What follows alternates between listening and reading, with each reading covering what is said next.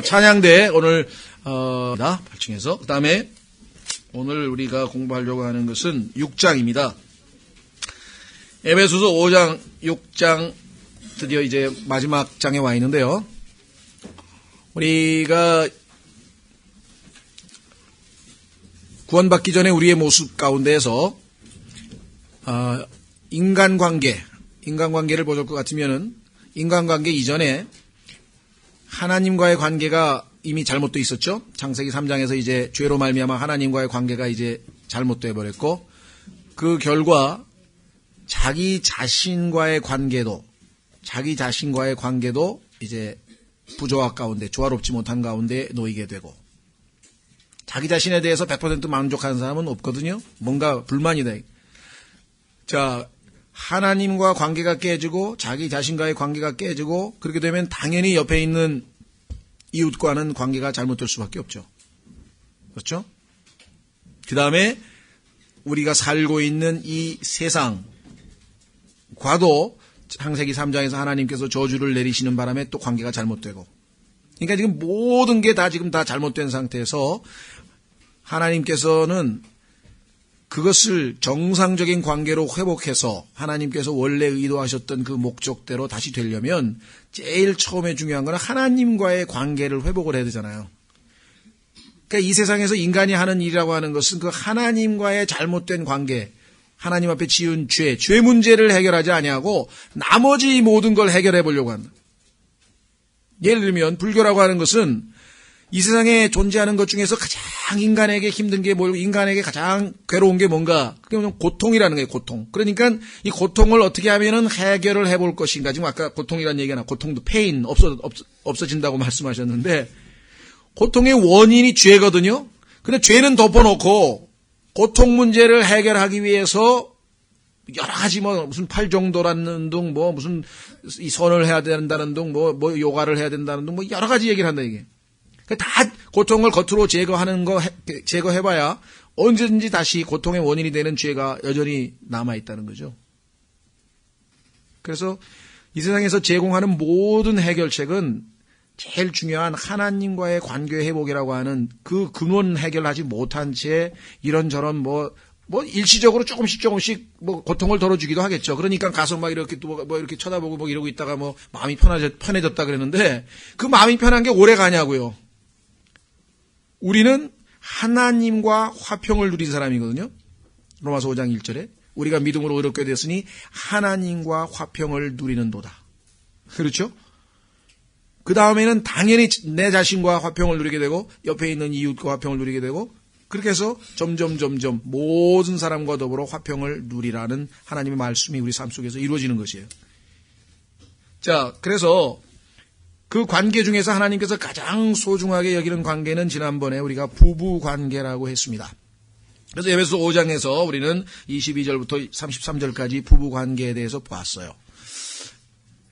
이 문제는 특별히 좀 강조하고 싶은데요. 우리나라의 그 2조 시대에 이 6.25 사상이라든가 우리 전통 사상에 입각해서 그랬는지 잘 모르겠는데, 옛날에는 상당히 우리 조상들도 부부관계를 굉장히 중요시 여기고 이제 그런 것 같았는데, 어쩌다가 우리 한국의 지금 현실에 보면 부부관계보다는 이 부모들이 자식에게 집착해서 부모 자식 간에 하여간, 그러니까 좋게 얘기하면 자식을 위해서 모든 걸 희생한다, 이렇게 얘기를 하는데, 하나님께서는 부부관계를 희생하면서까지 자식에게 희생하라고 그렇게 얘기하지 않으신다, 이게.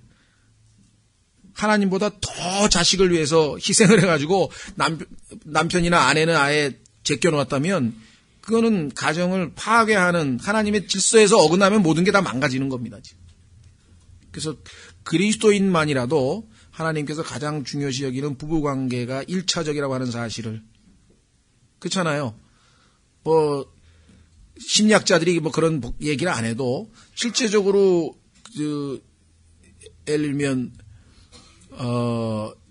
직장에 가서 일을 하고 남편이 집에 돌아왔는데, 부인이 그냥 남편에 대해서는 신경 하나도 안 쓰고 애 스케줄 짜라서 얘 이제 학원 언제 가야 되는데 몇 시에 가야 되고, 그다음에 또 데려다가 또 어떻게 가고, 종일 그냥 애 뒷바라지만 하고 있니 남편은 집에 와서 할 일이 없는 거예요. 부부하고 대화나 이런 게 하나도 없으니까 그럼 뭐 해야 됩니까? 늦게 들어올 수밖에 없대. 그래서 우리 그리스도인들의 경우에는 1차적으로 하나님께서 부부관계가 첫 번째라고 하는 사실, 이 순서도 굉장히 중요한 거거든요. 그 다음에 두 번째가 이제 직장이 아니고 그 다음에 이제 자녀입니다. 그러니까 한국에 평균적으로 일반적으로 살고 있는 그 남자들은 일단 부부관계도 거의 말이 없다거든요. 이게 대화도 안 되고 그죠? 교제가 잘 안 되잖아요. 할 말이 없대잖아요. 할 말이. 응? 꼭 경상도 사나이빠 그런 건 아니고 전반적으로 봤을 때 이 부부가 별로 대화가 별로 없죠. 그렇죠? 예. 그냥 뭐 집에 와가지고 내다 문 열어라 이거죠. 내다. 그 다음에 뜩 들어와가지고 밥 달라고. 자자. 평생에 세 마디만 듣고 산대잖아요. 이건 정말 극단적인 얘기겠지만요. 그만큼 이 부부관계에서 풍성한 대화가 없다는 것. 두 번째는 이제 직장일 때문에 약간 자녀에 대해서 이 소위 말하면 소홀히 하는 것. 그리스도인들도 마찬가지입니다. 이게 주일학교는 아주 이건 그냥 보조 역할을 하는 거고요.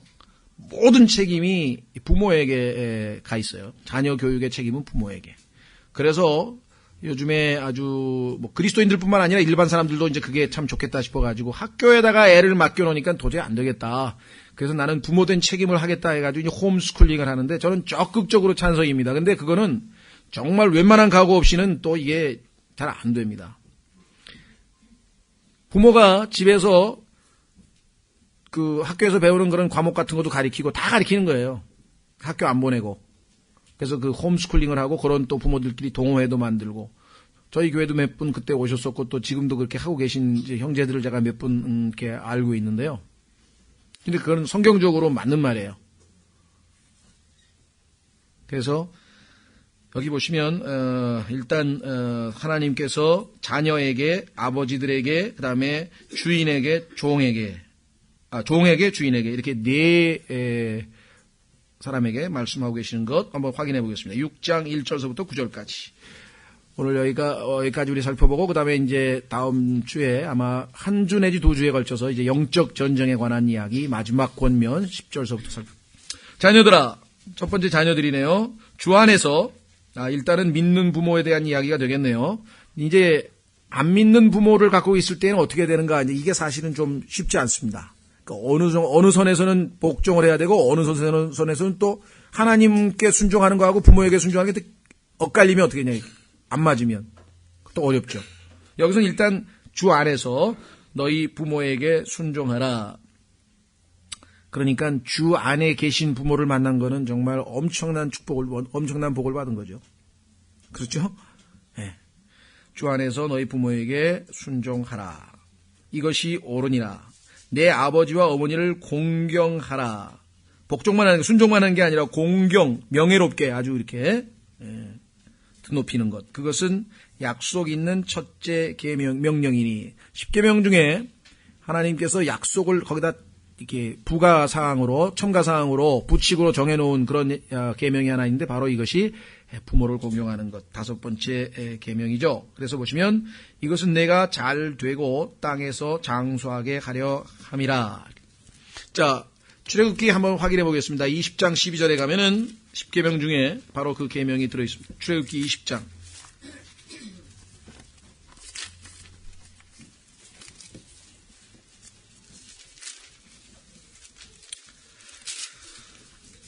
출애굽기 20장 12절부터 참 출애굽기에 보면요. 1절서 10계명의 제1계명서부터 4계명까지는 하나님과 인간과의 관계, 수직관계에 대한 이야기죠. 그렇죠? 그래서 이 네 가지 전체를 예수 그리스도께서는 한마디로 주 내 하나님을 마음과 힘과 혼과 생각과 힘을 다해서 사랑하라. 이 한 가지로 위에 나와 있는 네 가지 계명이 다 요약이 된다고 말씀을 했어요. 예를 들면 성경에 보니까 우선 출애굽기 20장 보시면 1절서부터 하나님께서 이 모든 말씀으로 말씀하여 이르시되 나는 너를 이집트 땅 곧 속박의 집에서 데리고 나온 주 내 하나님이라. 제1계명 너는 내 앞에 다른 신들을 두지 말라. 제2계명 너는 너를 위하여 어떤 새긴 형상도 만들지 말고 또 위로 하늘에 있는 것이나 아래로 땅에 있는 것이나 땅 아래 물속에 있는 것에 어떤 모습이든지 만들지 말며 그것들에게 절하지 말고 그것들을 섬기지 말라. 나 곧 주 내 하나님은 질투하는 하나님이니라. 질투 그러면 벌써 떠오르는 게 사랑이죠. 나만 사랑하라 이 말이에요. 나만 사랑. 다른 신들 섬기면 안 되고 나는 나를 미워하는 자들에게는 아버지의 불법을 자손들에게 벌하여 3, 4대까지 이르게 하거니와 나를 사랑하고 내 명령들을 지키는 수천의 사람들에게는 긍휼을 베푸느니라. 두 번째 계명. 세 번째, 너는 주 내 하나님의 이름을 헛되이 취하지 말라. 주가 자신의 이름을 헛되이 취하는 자를 죄 없다 하지 아니하리라. 아무데나 갖다가 막 하나님 이름 갖다 붙이지 말라 이거죠. 미국을 뭐 예를 들면 하나님이 너를 저주하시리라 할 때 이제 God damn 이런 말 쓰잖아요. 그런데 막 갖다 붙이고 뭐 Oh my God 이렇게 붙이고 네? 뭐 망치질하다가 제대로 자기 손톱 딱 찍으면 Jesus Christ 막 왜 그러는 거예요 도대체? 하나님이 두렵지 않은 모양이죠. 여기 지금 말씀에 헛되이 아무데다가 제대로 안 부르면 이게 그죠? 마태복음 7장에는 그냥 주여 주여 하는 자마다 다 하나님의 천국에 들어갈 게 아니라 그랬잖아요. 자, 어쨌거나 그 다음에 분명히 말씀하시기를 네 번째 안식일을 기억하여 거룩히 지키라. 엿새 동안은 내가 수고하고 내 모든 일을 할 것이나 일곱째 날은 주 내 하나님의 안식일인즉 그날에는 너나 내 아들이나 내 딸이나 내 남종이나 내 여종이나 내 가축이나 내 문 안에 거하는 내 나그네나 아무 일도 하지 말라. 일곱째 날 안식일이죠. 네. 자, 그러면 11절 엿새 동안에 주가 하늘과 땅과 바다와 그것들 안에 있는 모든 것을 만들고 일곱째 날에 안식하였느니라. 그러므로 주가 안식일을 복되게 하여 그날을 거룩하게 하였느니라. 이 네 가지가 하나님을 사랑하면 자동적으로 다 할 수 있는 것이에요. 그렇죠? 그래서 예수님께서 주 내 하나님을 사랑하라. 그 다음에 13절서부터 오면 너는 살인하지 말라. 14절 너는 간음하지 말라. 15절 너는 도둑질하지 말라. 16절 너는 내 이웃을 대적하여 거짓 증언하지 말라. 17절 너는 내 이웃의 집을 탐내지 말라. 너는 그 이웃의 아내나 그의 남종이나 그의 여종이나 그의 소나 그의 낙이나 내 이웃의 소유 중 아무것도 탐내지 말라. 말라가 지금 5개 있어요. 그렇죠? 인간관계에 있어서 수직관계, 수평관계. 그런데 그 5개 하지 말라라는 것 바로 위에 하나님과의 관계 바로 밑에 거기에 5번째 계명이 들어있죠. 그게 뭐예요? 내 아버지와 어머니를 공경하라. 그러니까 13, 14, 15, 16째 말라 갔는데 12절에는 공경하라 한 다음에 뭐가 하나 붙어 있어요? 약속이 들어있어요. 그리하면 주 내 하나님이 내게 주는 땅에서 내 날들이 길리라. 이렇게 나와있죠. 그렇죠? 그러니까 모든 인간관계에서 하나님께서 가장 중요시 여기는 것은 뭐예요? 자기를 낳아주신 부모님에 대한 관계예요. 동양에서는 어떤 의미에서 볼 때는 아주 이걸 효를 굉장히 많이 강조했죠. 그러나 동양에서 말하는 효가 성경적으로 100% 다 옳으냐? 또 그렇지도 않습니다. 성경을 잘 봐야 돼요. 어쨌거나 제일 중요한 게 바로 하지 말라는 5가지, 그 다음에 하나님과의 관계에서 중간에 제일 중요한 인간관계의 제일 기초, 초석이 되는 게 뭐예요? 아버지와 어머니를 공경하라. 그 다음에 어린아이들, children.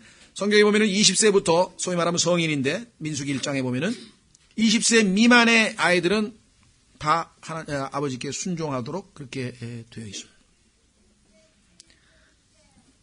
지금 이 시대에 만약에 우리 상황을 보면 아버지와 어머니가 과연 공경을 받고 있는 시대에 살고 있는 건지. 그래서 어떤 사람은 성경을 이렇게 고쳤다 그래요.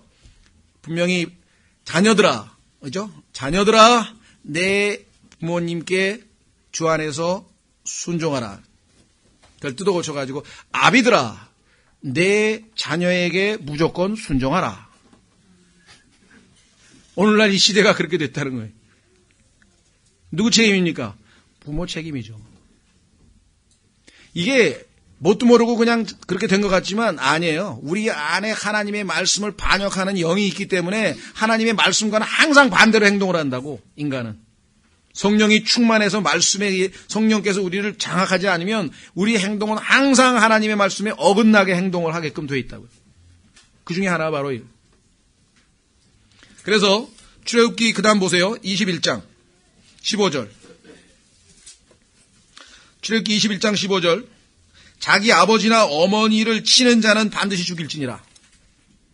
요즘에 막 이제 우리나라에도 막 늘어나죠. 뭐 부모를 막 치는 소식이 아주 심심찮게 지금 들려오고 있어요.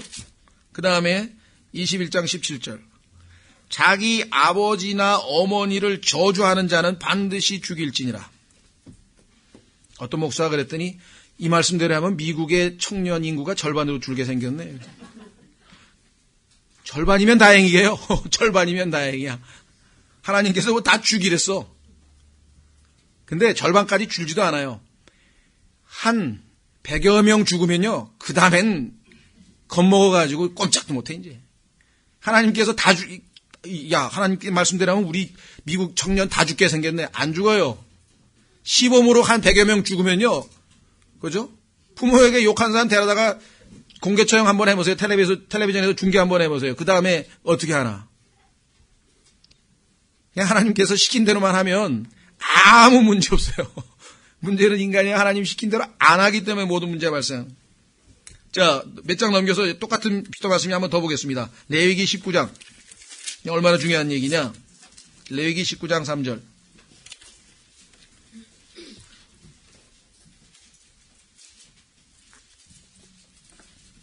이게 얼마나 중요한가 보세요. 너희 각 사람은 자기 어머니와 아버지를 두려워하고 내 안식일을 지키라. 나는 주 너희 하나님이니라.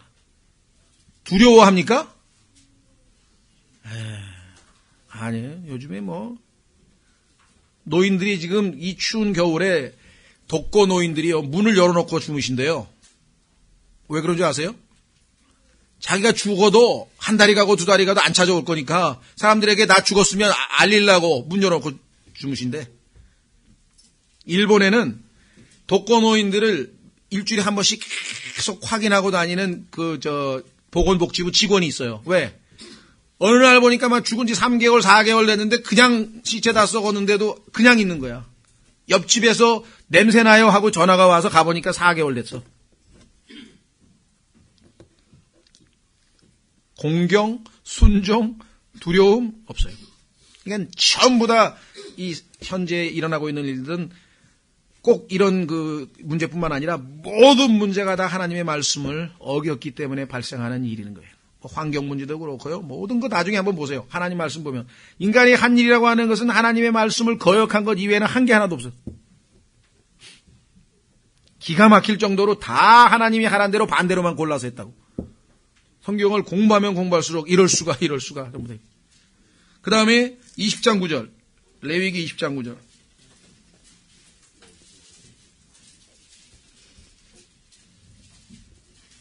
누구든지 자기 아버지나 어머니를 저주하는 자는 반드시 죽일지니 그가 자기 아버지나 어머니를 저주하였은즉 그 피가 그에게 돌아가리라.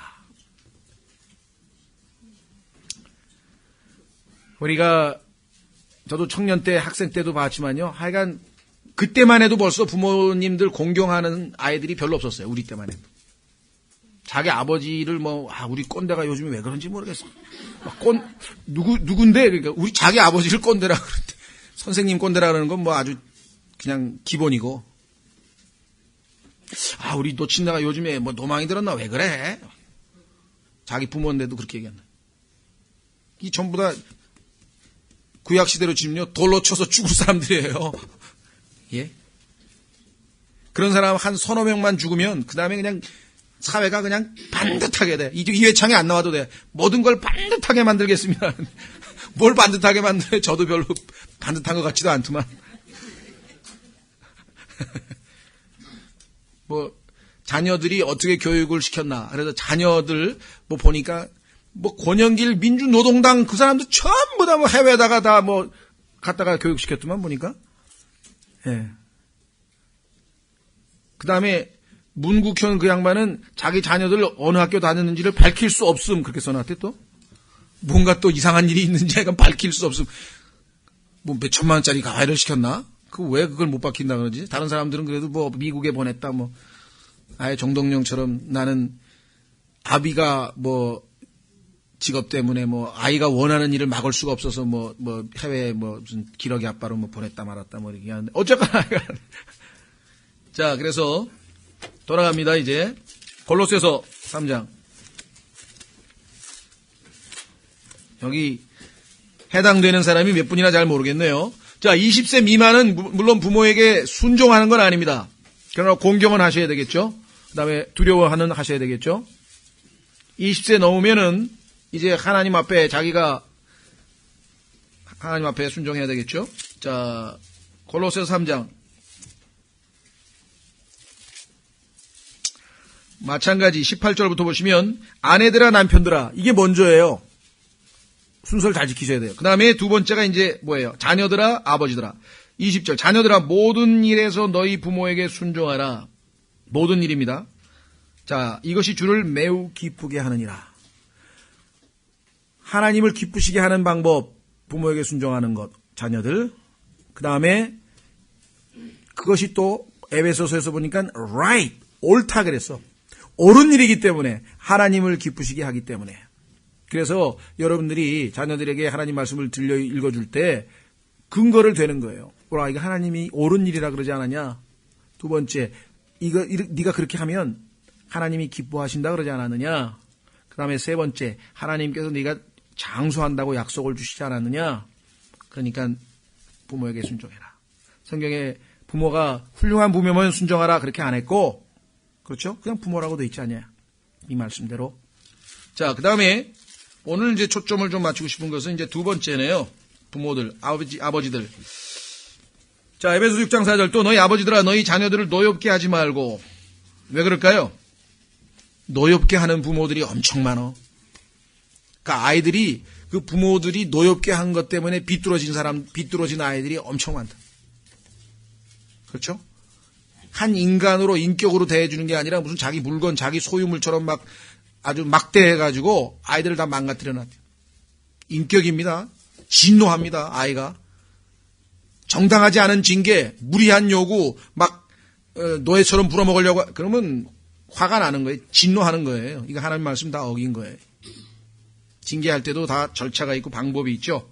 그 다음에 오직 주의 교육과 훈계로 양육하라. 주님의 교육과 훈계로 양육하라 그랬는데 자기 생각대로 막 패고 싶을 때 패고 막 이 자기 소유물입니까? 하나님 말씀에 주님의 선물이에요. 주님께서 지금 위탁시켜 놓은 거야. 위탁받아서 지금 위탁교육시키고 있는 거라고요, 여러분들이. 소유주가 여러분께 아니에요. 여러분들이 막 두들겨 패고 막 망가뜨리고 그게 아니에요, 그거는. 다 책임지는 거야, 하나님 앞에 가면. 예? 분명히 성경에서는 주님의 자녀라, 주님의 것이라 그랬어요. 그렇기 때문에 네 방법대로 하지 말고 주의 교육과 혼육으로 양육하라. 그렇죠? 자, 골로새 3장엔 뭐라고 했습니까? 똑같죠? 아버지들아 너희 자녀들을 노엽게 하지 말라. 자, 여기 나와 있는 노엽게는 anger란 말은 화를 내게 만들지 말고 두 번째, 진노는요, 폭발하는 거예요. 아이들도 자꾸만 뭐라 그러면 그냥 화내는 정도가 아니라 나중에 막 폭발해버리는 그런 화를 진노라 그래요. 이유가 있어요. 그들이 낙담할까 염려하노라. 자, 그래서 우리는 부모 교육에 있어서 하나님께서 어떻게 말씀하시는지 한번 살펴보려고 합니다. 혹시 여기에 선생님도 계시고 그렇죠? 또 아마 이 교육에 대해서 좀 관심 있는 분들이 계실지 모르겠는데 요즘 풍토가 하여간 매를 때리는 것을 아주 금지하고 있어요. 우리나라도 점점 그래서는 안 된다는 쪽으로 지금 이 방향이 많이 가고요. 심지어는 영국이나 이 독일이나 무슨 유럽의 몇몇 학교에서는요, 부모님들이 체벌을 가하는 경우 부모를 고발할 수 있는 고발장 작성법을 학교에서 가르쳐 줍니다. 그래서 고발당해가지고 부모랑 강제 격리된 부모들이 수두룩해요. 그런 시대에 지금 우리가 살고 있어요. 거기에 뭐 일조를 했다 그럴까 상당히 기여를 한 사람 중에 한 사람이 누구냐면 A.S. 닐이라고 하는 사람이 있어요. 서머힐이라고 하는 책을 써가지고 실험학교를 운영했는데 그 실험학교 이름이 서머힐이에요. 거기서 애들이 아주 자율적으로 모든 일을 다 처리하도록 그렇게 나름대로 이제 실험을 해가지고 소위 말하면 놔두면 애들이 다 알아서 행복하게 자기들끼리 질서를 잡고 다 잘한다 뭐 이렇게 해서 일종의 성선설을 근거로 한 그런 교육학 이론인데 하나님의 말씀하고는 정면으로 배치됩니다. 그래서 오늘날 학교 선생님이 되거나 뭐 교육학 공부를 하거나 이런 쪽에 가면요. 교육학, 심리학 이론이 전부 다 제일 하나님의 말씀에 어긋나는 이론들이 전부 다 거기에 들어가 있어요.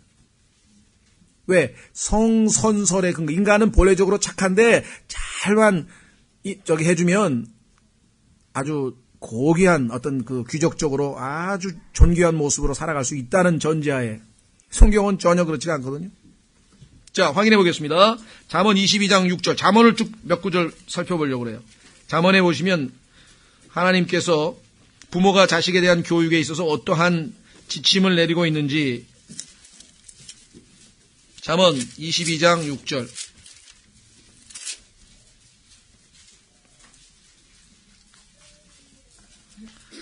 우리나라에도 이런 비슷한 교훈이 있죠. 3살 버릇 80까지 가니까 일찌감치 3살 되기 전에 고쳐주라 이 말이에요. 6절. 아이가 마땅히 갈 길로 아이를 훈련시키라. 그리하면 그가 늙어서도 그 길을 떠나지 아니하리라. 우리나라에도 경험에서 나오는 말이겠죠. 3살 버릇. 3살 때까지 버릇만 잘 들여놓으면 그 다음부터는 편해. 그렇죠?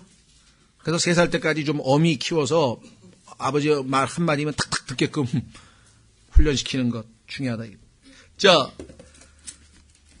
분명히 훈련을 시켜야 됩니다. 방치하면 안 되고 귀찮다고 피곤하다고 뭐 해봐야 안 되니까 뭐 공부하기 바쁘니까 안 돼요. 하여간 반드시 우선 훈련을 시켜야 됩니다. 여러분 잘 아는 단어가 이 단어가 뭐냐면요. train이에요. 트레인을 시켜. 트레이닝. 훈련 시키라 이 말이죠. 자, 그다음에 29장으로 갑니다. 잠언 29장. 어떤 방식으로 해야 되느냐? 구체적인 방법을 하나님께서 다 가르쳐 주셔요. 어떻게 해야 되느냐? 29장 15절. 여기 계신 부모님들 중에 또 앞으로 자녀를 낳으실 분들 중에 그 자녀로 인해서 수치를 당하고 싶으신 분은 아무도 안 계시겠죠. 그렇죠? 그렇다면 하나님 말씀에 한번 귀를 기울여 보십시오. 회초리와 꾸짖음은 지혜를 주거니와 제멋대로 버려둔 자식은 자기 어머니에게 수치를 가져오느니라. 방치하면요 반드시 부끄러움을 당하게 돼요. 부모가 책임을 안 했기 때문에. 그럼 어떻게 되는가? 2가지를 해야 됩니다. 이게 이제 기도 없이는 안 되는 거예요. 왜냐하면 회초리 이게 막대기인데요. 직역을 하면 막대기 때려야 된다 이게. 그 다음에 꾸짖음 말로 타이르는 거예요. 말로 야단치는 거예요. 말로. 아이는 태어나면서부터 죄성이 있고 그 죄성 중에서 가장 독특한 특성은 뭐냐면요. 반항하는 기질이에요. 대드는 기질. 이 기질은 성경에 보니까 마귀가 하나님께 반항하려고 했어요. 그게 최초의 죄인데 그 죄가 아담에게 전수돼서 그 아담의 유전자 안에 죄성이라고 하는 그 유전자 몇 번인지 모르겠어. 과학적으로. 하여간 이 반역 유전자가 있어. 그걸 좀 발견해내는 왜 안 발견해내는지 모르겠는데 과학자들이 보면 특히 발견해낼 거예요. 그죠? 그게 반역은 대든다 이게. 절대로 고분고분 안 한다. 그러니까 말로만 살살 달래가지고 될 일이 아니에요. 필요한 때에는 반드시 매가 병행이 돼야 돼. 2가지가 병행돼야 돼요. 자, 중요합니다. 하나님께서 회초리가 지혜를 가져다 주고 이렇게 안 돼 있어요. 그러니까 무조건 그냥 패는 부모는 또 이거 회개해야 돼. 절대로 막대기 하나만 갖고는 절대 애가 지혜롭게 안 돼. 2개가 있어야 돼. 책망과 꾸짖음과 회초리. 이거를 지혜롭게 번갈아 가면서 잘 해야 돼. 그러니까 이게 누구 말 맞다나 이 세상에서 제일 힘든 직업이 부모라고 하는 직업이에요. 그런데 의사가 되려면요 10년 넘게 10년이 아니지. 초등학교까지 치면 30년 가까이 20년 넘게 그냥 교육을 받아가지고 겨우 사람 그 껍데기 육체 다루는 그 의사 되거든요. 근데 아이의 영과 혼을 다루는 부모가 되려는데 준비 하나도 안 하고, 여기 청년들은 이건 뭐 아이 낳는, 아이 가리키는 내용이 나하고 상관이 있죠. 제일 상관이 있지. 지금부터 준비를 해야지. 어떻게 하면 철저하게 자식을 하나님 앞에 가르칠 수 있는가. 그 다음에 17절로 가보십시오. 두 가지만 갖고 안 되고 하나님께서 제3의 요소가 필요합니다. 그것은 뭐냐? 회초리는 일종의 잘못을 저질렀을 때, 그렇죠. 잘못을 일단 저지르죠? 그러면 거기에 대해서 징계를 해야 돼요. 그러니까 잘못에 대해서는, 죄에 대해서는 반드시 심판이 있다고 하는 그 원칙을 가르쳐 주기 위해서는 때려야 됩니다. 그 다음에 두 번째, 다음에 한 번 더 하면 오늘 맞은 거 2배로 맞을 줄 알아. 이게 이제 꾸짖음이에요. 미래야. 그러니까 과거적, 미래적 대처 방법. 그러면 현재는 어떻게 되느냐? 그 잘못한 것을 어떻게 돼요? correct. 고쳐줘야 돼. 바로 잡아줘야 돼. 보세요. 17절. 내 아들을 바로 잡으라. 내 아들을 바로 잡으라. 그리하면 그가 내게 안식을 주고 참으로 내 혼에게 기쁨을 주리라. 자식으로부터 기쁨을 얻고 싶은 사람은요, 바로 잡아줘야 돼요. 그런데 바로 잡아준 다음에 더 중요한 게 하나 있어. 그것은 뭐냐면 자기가 본을 보여야 돼. 바닷가에 옆으로 기어댕기는 개처럼 얘야 똑바로 걸어 똑바로 걸어고 바로 잡아준 다음에 자기가 옆으로 기면 어떻게 해? 똑같이 옆으로 또 따라 기지. 그죠? 공부해라. 집에서 책만 열심히 읽으세요. 애가 따라서 책만 읽어요. 따라한다고. 자, 그래서 바로 잡는 것 중요합니다. 바로 잡을 3가지 했죠? 자, 그러면은 이 3가지를 할 때 우리의 마음의 자세, 또 우리의 어떤 그 영적인 상태, 어떤 방식으로 해야 되는가 한번 확인해 보겠습니다. 우리가 제일 실패하는 게 바로 이것인데요. 21절 보세요. 29장 21절. 지금 봤던데 29장 21절에 보시면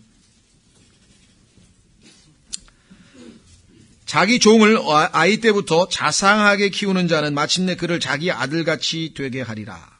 자, 여기 21절에 보시니까 자상하게 키운다 그랬고, 그러면 아들처럼 된다 이 말이죠.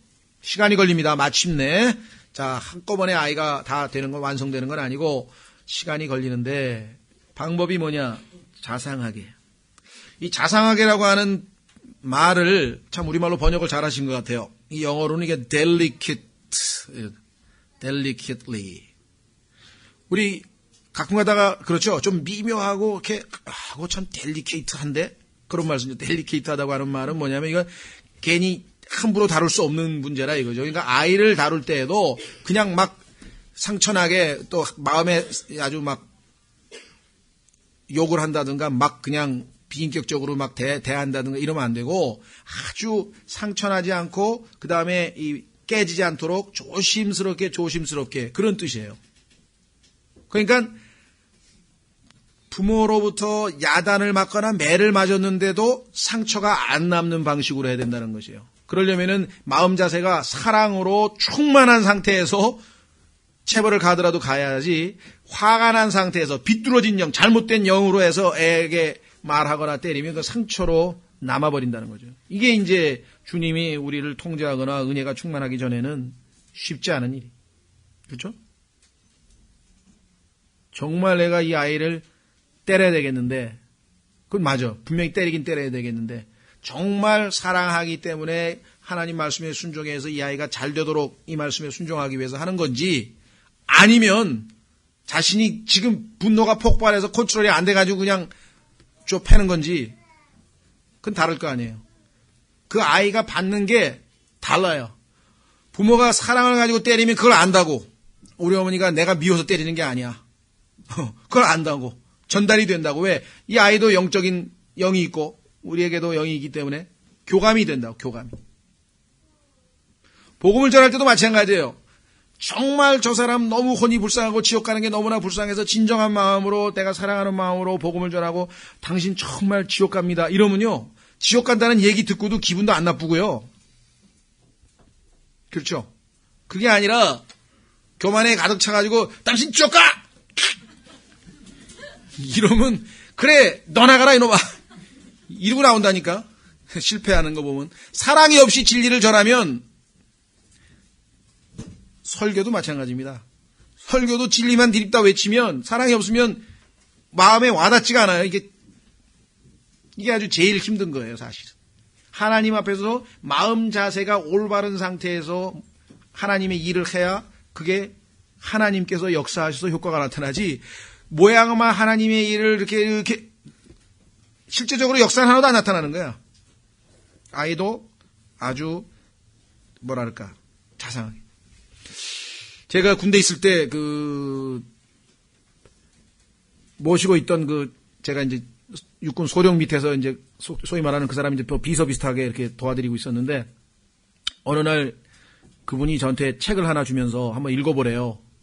그랬더니 육군 대학이라 그래가지고 아마 이게 뭐라 그러죠? 이 영광급 장교들이 가서 아마 이렇게 교육받는 데인가 봐요. 그래서 거기를 다 교육을 받아야 나중에 이제 장군 그런 것도 되고 그런 모양이죠. 하여간 중령 이상이 가는 무슨 그런 대학이 있대, 육군 대학이라고. 근데 거기 교수라고 하는 분이 쓴 글을 나보고 읽어보라는 거예요. 근데 그 글이 자세한 내용은 다 잊어버렸지만 너무나 와닿는 게 하나 있어요. 근데 그게 제 마음에 이렇게 박혀 있었는데, 그래서 그 사람 이름도 제가 안 잊어버렸어요. 손장래 장군인데 그 당시 육군 소장이었어요. 그러면서 자기가 그래요. 대한민국에 이런 장군이 있다는 것을 자기는 자랑스럽게 생각한다고 그러더라고. 그 무슨 소린가 하고 읽어봤어요. 근데 거기가 지휘관이 부하를 다스리는 그런 마음 자세에 관한 글이었어요. 근데 이 사람이 얼마나, 아무리 군대니까 얼마나 또 인간을 인간 취급을 안 하잖아요. 막 아무 데서나 발로 차고 그냥 저는 나이 머리 이렇게 허옇게 된 육군 대령이 말이죠. 장군이 와가지고 내무사열하다가 발로 그냥 조인트 까는 것도 봤다고. 그게 군대 사회인데 이분은 사병 하나, 이등병 하나를 야단칠 때도 절대로 다른 사람이 있는 데서는 야단 안 치는 거예요. 잘못한 거 인정했으면 조용히 자기 방으로 데리고 가서 1대1로 그 사람이 알아들을 수 있게끔 하고 따끔하게 야단을 쳐도 그렇게 한다. 왜? 인격적 모독을 느끼지 않도록. 다른 사람 다 있는 데서 이 멍청한 놈아! 그러면 어떻게 되겠어요? 다른 사람들 다 있는 데서 아주 그냥 모멸감을 느끼지 않겠습니까? 그래서 절대로 부하를 책망하고 야단치거나 체벌을 뭘 하든지 간에 1대1로 지휘관이 그 잘못을 지적하고 해라. 다른 사람이 있는 데서 공개적으로 해서는 안 된다. 그 원칙을 이렇게 적어놨더라고요. 그리고 거기에 그림이 하나 그려져 있는데 말이 하나 그려져 있고 그 위에 말 탄 기수가 있는데 점선으로 그려져 있어. 점선으로. 탔는지 안 탔는지 모르게. 그러니까 지휘관이 있는지 없는지 모르게. 그런데 엄하게 지휘관은 탁 갖춰져 있고. 그래서 그 방법을 소개하는 걸 제가 모두 마찬가지입니다. 있는지 없는지, 그런데도 아이는 참 이렇게 보면은 아주 질서 있게 잘할 수 있도록 그런 거죠. 자, 그 다음에 19장, 잠언 19장.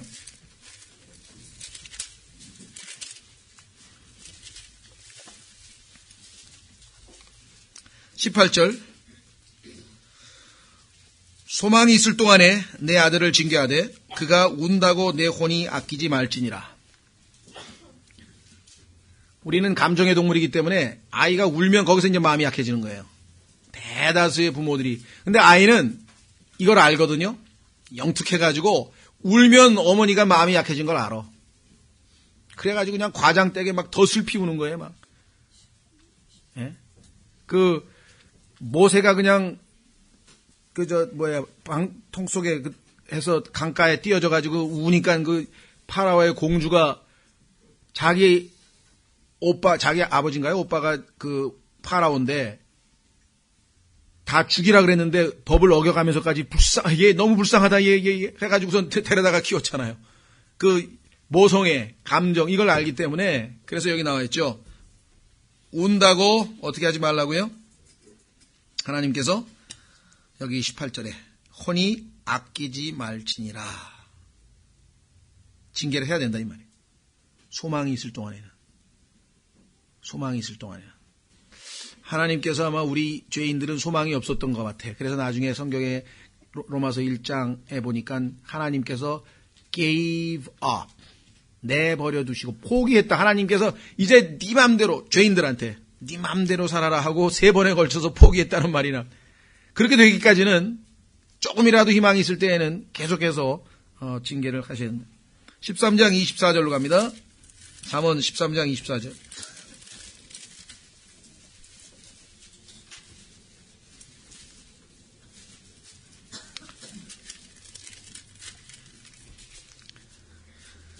회초리를 아끼는 자는 자기 아들을 미워하거니와 그를 사랑하는 자는 어릴 때에 그를 징계하느니라. 세상에 판단하고 틀리죠? 예. 회초리를 아껴. 불쌍해. 조그만 애 불쌍한데 내가 때려서 참자. 그러면요. 그 사람을 두고 하나님께서는 자식을 미워하는 자라 그러네. 사랑하는 부모가 아니고 자식을 미워하는 부모라고 성경에 썼어요. 제가 한 말이 아닙니다. 여기 뭐 엄청난 이상한 이론 가리키네. 이론 가리키는 거 아니에요. 하나님 말씀 가리키는 거예요. 써 있잖아요. 회초리를 아끼는 자는 자기 아들을 미워하거니와 그를 사랑하는 자는 어릴 때. 이 어릴 때란 말은요. 사실 번역이 좀 어려워요. 이 betimes라고 하는 말은 뜻이 어릴 때란 말도 있지만 제때. 그러니까 필요한 때마다 이런 뜻이에요. 복수로 돼 있잖아요. 그렇죠? 그래서 이게 아주 예를 들면은 우리가 제때라고 하는 말은 뭔가 해야 되는데 타이밍을 놓쳐서 늦어버리면 그렇죠. 버스 떠난 다음에 뭐 버스 타려고 그러면 아무 소용이 없잖아요. 그러니까 일찌감치 그런 뜻이에요. 그래서 일찌감치 때를 놓치기 전에 그런 뜻이다 보니까 어릴 때 일찌감치란 뜻을 의역이 돼서 지금 이렇게 번역을 했는데 저 같으면 뭐 일찌감치라든가 아니면 제때 이렇게 해도 이 단어가 우리말로 번역하기가 여러 가지 뜻이 있기 때문에 쉽지가 않다는 것. 그러니까 영어 보시면 betimes 이렇게 필요할 때마다 징계를 해야 된다. 자, 그다음에 23장으로 갑니다.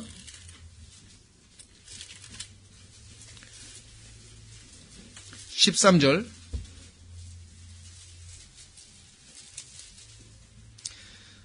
(23장) (13절) 이것 때문에 이제 또 너희 크리스찬들은 그건 좀 너무했다. 좀 무식하게 그게 뭐냐.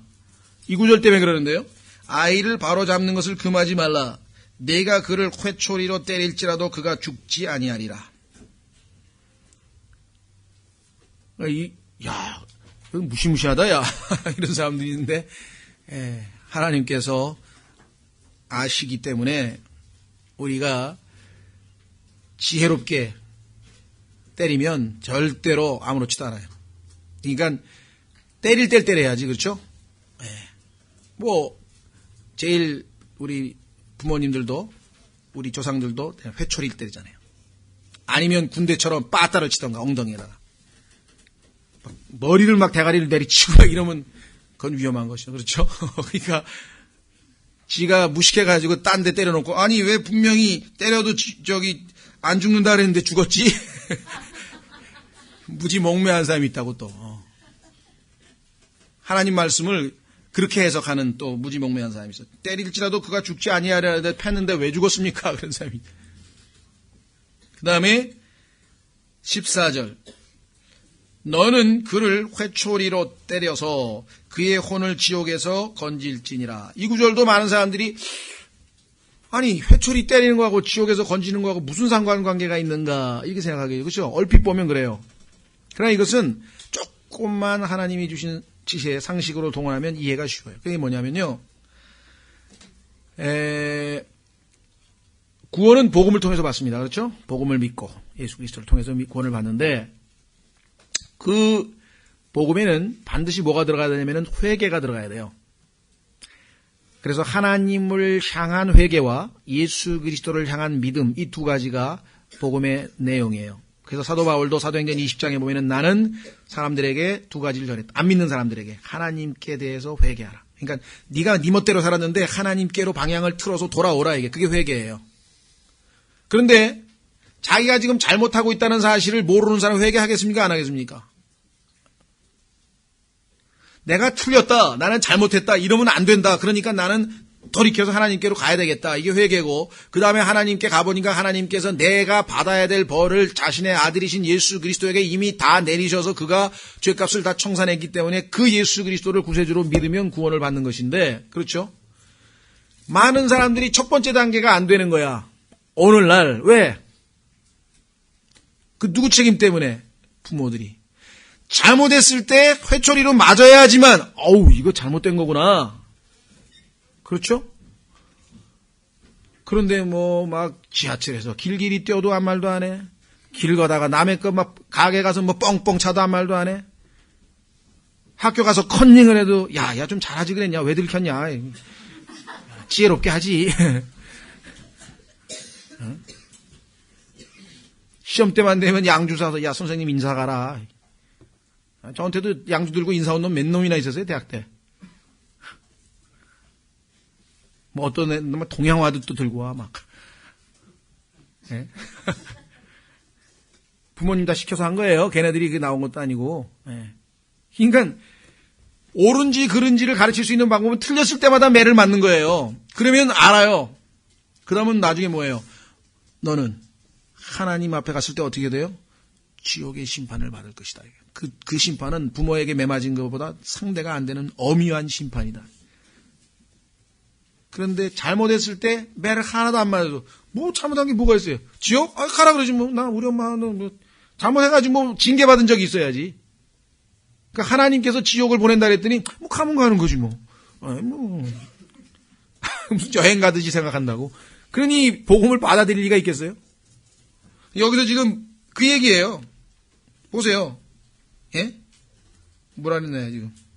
14절 23장 14절. 너는 그를 회초리로 때려도 그의 혼을 지옥에서 건질지니라.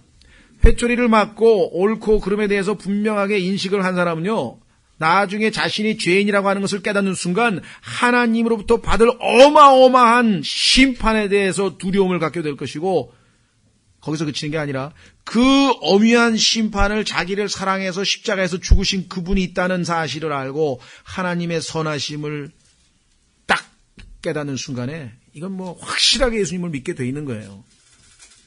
그 준비 작업을 부모들이 해야 되는 거예요. 그런데 이게 옳은지 그런 건지 야단을 맞아보고 매를 맞아본 적이 있어야지 하나님의 심판을 해 두려움이 안 생겨. 두려움도 안 생겨. 이게 오늘날 교육의 아주 맹점이에요, 지금. 예? 자, 그래서 우리는요, 이 외에도 정말 교육에 관한 내용이 잠언에 무궁무진하게 많이 있습니다. 그래서 부모의 책임이 얼마만큼 중요한 것인가, 이렇게 하고요. 그 다음에 나머지는 한번 우리가 지난번 골로새서 한번 공부를 잘 했기 때문에 짧게 간단하게 하고 마치겠습니다. 에베소서 다시 돌아오십시오.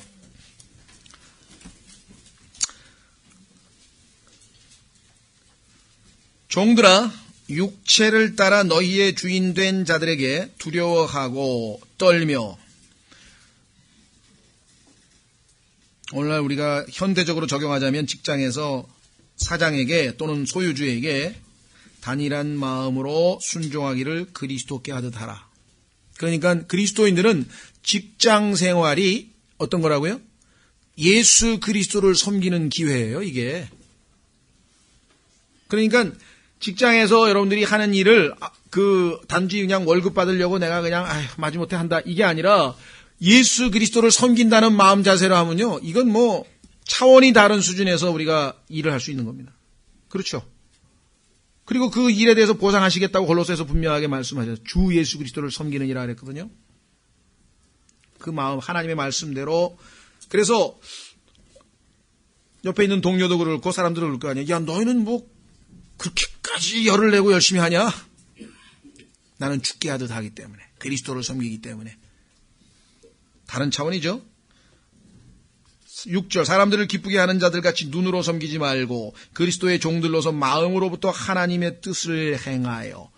직장에서 열심히 일하는 것, 그래서 하나님 있는 사람 다르긴 다르구나, 이래서 하나님께 영광 돌리는 것, 그게 하나님의 뜻이에요. 근데 많은 그리스도인들이 그걸 착각해가지고요, 직장에서 실실 눈치 보다가 나중에 어떤 사람은 자기 일하는데 일 안 하고 성경 읽다가 들켰어. 그리고 나서 박해 받았대. 박해는 무슨 박해? 언제 하나님께서 직장에서 일하는데 성경 읽으면서 월급 받으라 그랬어요? 일하면서 월급 받으라 그랬지. 예? 그렇죠. 그건 전혀 성경적이 아닙니다. 성경 읽을 시간 따로 있어요. 그러니까 그렇게 해놓고 자기가 신실하게 인정받지 못해놓고 무슨 하나님 섬기는 것 때문에 박해받은 것처럼 그렇게 둘러대고 이건 통하지 않아요. 그렇다고 또 아주 일의 노예가 돼가지고 그냥 아예 거기에 쑥 빠지라 그런 얘기 아닙니다. 최선을 다해서 열심히 일하고 때가 있잖아요. 일할 때가 있고 또 주님과의 교제하고 또 교회 생활하고 다 구분돼서 할 수 있어요. 그래서 7절에 선한 뜻으로 섬기기를 주께 하듯 하고 사람들에게 하듯 하지 말라. 어떤 사람이 무슨 일을 행하든지 그가 매인자이든지 자유로운 자든지 주께로부터 그대로 받을 줄을 너희가 아느니라. 그렇습니다. 무엇을 하든 주님을 대상으로 해서 주부도 마찬가지예요. 그것이 가정일도 마찬가지입니다. 그냥 마지못해 하는 거하고 하나님을 섬기는 마음으로 하는 거하고 차원이 다르잖아요. 그렇죠? 창세기에 보니까 하나님께서 아담에게 노동하라고 시켰잖아요. 하나님 뜻 아닙니까? 예. 자, 그래서 우리는 그와 같은 마음 자세로 새로운 차원에서의 노동을 바라보는 시각이 완전히 차원이 달라지는 거예요. 확인해 보겠습니다. 이왕 나왔으니까 골로새서에 보니까 주를 섬기고 있다 그랬어요. 다른 사람 섬기고 있는 게 아니에요. 예, 대여섯 장 넘기시면 우측으로 22절부터 종들아 육체를 따라 너희의 주인된 자들에게 모든 일에서 순종하되 사람들을 기쁘게 하는 자들 같이 눈으로 섬기지 말고 오직 하나님을 두려워하여 단일한 마음으로 하라. 또 너희가 무슨 일을 하든지 마음을 다해 주께 하듯 하고 사람들에게 하듯 하지 말라. 너희가 상속 유업의 보상을 누구로부터 받아요? 주께로부터 받을 줄 아나니 너희는 주 그리스도를 섬기느니라. 그러나 부당하게 행하는 자는 자기가 행한 부당한 일로 인하여 보응을 받으리니 거기에는 사람을 외모로 취함이 없느니라. 하나님의 자녀니까 봐주시겠지. 아닙니다. 그런 건 없어요. 더 열심히 해야죠. 오히려. 자, 그래서 그 다음에 주인들에게 마지막 9절입니다. 에베소서 6장 9절. 너희 주인들아 너희도 그들에게 같은 일들을 행하고 동일한 마음 자세 5절서부터 8절에 나와 있는 그와 같은 자세로 하는 거예요. 주께 하듯. 그대로 같은 일들을 행하고 협박하는 일을 삼가라. 권리를 가지고 있다고 해서, 그죠? 주인으로서의 파워, 권력을 가지고 있다 그래서, 힘을 가지고 있다 그래서 협박하는 일을 삼가라. 왜? 너희 주인도 하늘에 계시나니 그분께서 사람을 외모로 취하지 아니하시는 줄 너희가 아느니라. 그렇죠? 마찬가지로 골로새서에도 똑같습니다. 한번 확인해 보겠습니다. 골로새서. 주인이 되면 첫째, 잘 대해줘야 됩니다. 친절하게 협박하지 말고 그 다음에 중요한 게 뭡니까? 공정하게 월급을 줘야 돼요. 일한 만큼 줘야 된다 이 말이에요. 일한 만큼 못 받았다고 해서 지금 데모하고 막 다투고 그냥 난리를 치는 거예요. 그렇죠? 여기 나왔잖아요. 4장 1절 주인들아 너희 종들에게 정당하고 공정한 것을 베풀며 너희에게도 하늘의 주인이 계심을 알라. 잠언에 보면은요 제때에 줘야 돼요. 주급을 주면은 일주일 끝나면 바로 그때 줘야 되고 하루 일과면 하루 끝나고 줘야지. 야 오늘 없는데 내일 줄게라든가 아니면 다음 주에 줄게 이러면요 잠을 못 잔다고 성경에 써 있어요. 왜? 종일 그것 때문에 그거 기다리고 일을 했는데 그렇죠. 그건 엄청난 잔인한 일이에요. 하나님께서 그건 제때 줘야 된다 얘기야. 월급을 자꾸 뒤로 미루고 막 이것처럼 또 아주 마음을 낙심시키고 인간을 아주 그냥 비참하게 만드는 게 없는 거예요. 그냥 쟁일 그거 가지고 그렇죠. 자, 그래서 하늘에 주인이 계신다고 하는 그것을 알고 그도 하나님 앞에서 외모로 취함받지 않아요. 하나님 앞에 가면 동일하게 다 동일한 평가를 받게 되는 것이 하나님 말씀에 내가 주인으로서 하나님 말씀에 어떻게 순종했고 했는가, 종으로서 하나님 말씀에 어떻게 순종했는가. 그러니까 그리스도인은 단지 주인에게만 순종하는 게 아니라 내가 주인에게 순종할 때 그것은 무슨 의미를 가져요? 하나님의 말씀에 순종하는 의미를 갖는 거잖아요. 차원이 다르잖아요. 그렇죠? 예, 그래서 우리는 부부 관계, 그 다음에 부모 자식 관계, 이걸 우리가 가정이라 그러죠. 가정. 그 다음에 여기 나와 있는 직장. 그렇죠. 예. 그 다음에 여기는 지금 이제 직접적인 언급은 없습니다만은 성경에서 그 다음에는 이제 믿지 않는, 그래서 밖에 있는 자들, 즉 그리스도 안이 아니라 밖에 있는 자들에 대해서는 어떻게 할 것인가. 그것이 골로새서에는 마무리가 되어져 있죠. 그렇죠? 예, 거기까지 한번 읽고 마치겠습니다. 그건 에베소서에 해당되는 공부는 아니지만 에베소서에는 그 다음에는 이제 영적 전쟁에 관한 얘기로 마무리를 짓습니다만은 인간관계에 있어서 그 다음 단계, 우리는 우리 주변에 아직 믿고 있지 않은 분들과의 관계도 우리가 당연히 고려를 해야 됩니다. 그래서 이것을 보통 우리가 신학적으로 굳이 용어를 붙이면 그리스도인의 사회생활이라고 할 수 있어요. 그리스도인의 사회생활. 한번 확인해 보겠습니다. 마지막 읽고 마칩니다. 보십시오. 골로새서 4장 18절에 19절 18 아내들아 남편들아 20절 자녀들아 21절 아버지들아 22절 종들아 쭉 나왔죠. 그렇죠? 그 다음에 4장 1절 주인들아.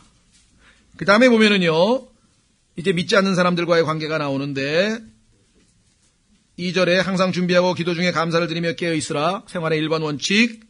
아울러 또한 우리를 위해 기도하되 하나님께서 말씀 전할문을 우리에게 열어주사 그리스도의 신비를 말하게 하시기를 구하라. 내가 또한 그 일을 위해 결박당하였으니 이것은 내가 마땅히 할 말을 하여 이 신비를 드러내고자 함이라. 그래서 2절, 3절, 4절은 생활의 원칙을 가리키면서 이제 5절에 가니까 밖에 있는 자들을 향해서는, 자, 우리 그리스도 안에 있는 자들이죠. 우리는. 근데 밖에 있는 자들, 아직 주님을 받아들이고 있지 않은 사람들과의 관계에 있어서는 시간을 되찾으며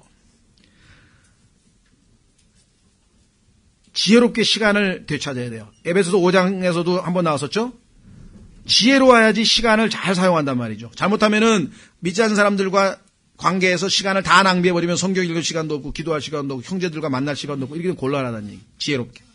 그 다음에 6절 너희 말을 소금으로 간 맞추어 항상 은혜가 있게 하라.